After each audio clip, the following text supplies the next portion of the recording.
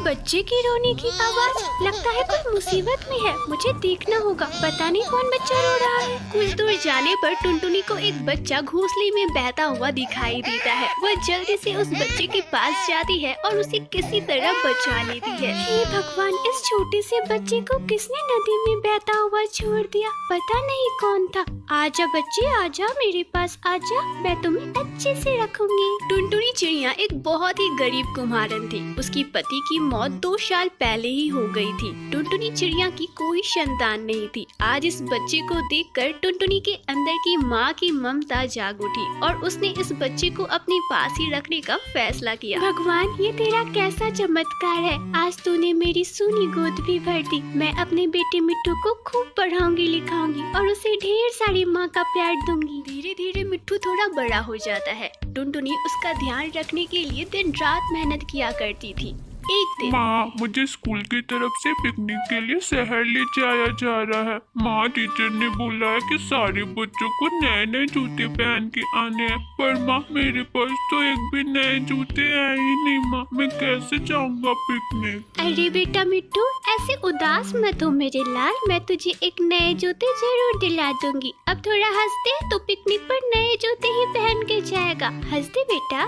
टुनटुनी मिट्टू को नए जूते दिलाने के लिए दिन रात मेहनत किया करती। वह रात रात भर मिट्टी के बर्तन बनाया करती और दिन भर उसे अलग अलग गाँव में जाकर बेचा करती। मिट्टी के बर्तन ले लो, सुंदर सुंदर बर्तन ले लो। अरे काकी, सुंदर सुंदर बर्तन ले लो।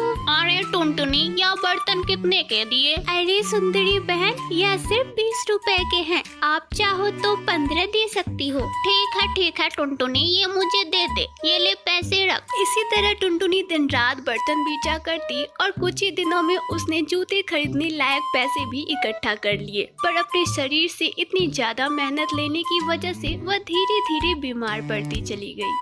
मिट्टू बेटा, ये ले तेरे नए जूते। अब तू अच्छे से पिकनिक पर जा। माँ, ये जूते कितने अच्छे हैं। माँ, आप बहुत अच्छी हो। माँ, मैं अभी इसे राजू को दिखा के आया। माँ, वो मुझे चिढ़ा रहा था कि तेरी माँ कुम्हारन है और तुझे कभी भी नए जूते नहीं देगी। अब मैं उसे दिखाता हूँ। मिट्टू के चेहरे पे ऐसी खुशी देखकर टुनटुनी बहुत खुश हुआ करती थी।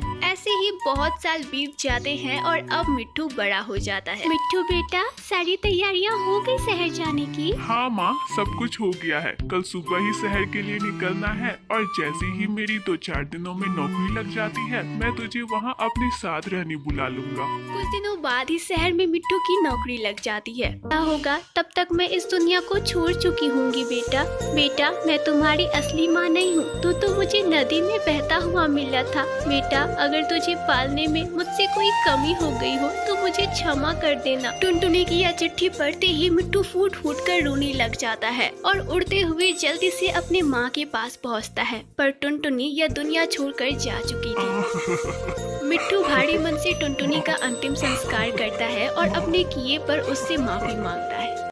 तो फ्रेंड्स, ये थी हमारी आज की कहानी। क्या आप बता सकते हो कि टुनटुनी क्या बेचा करती थी? आप अपना आंसर हमें कमेंट में बताना मत भूलिएगा।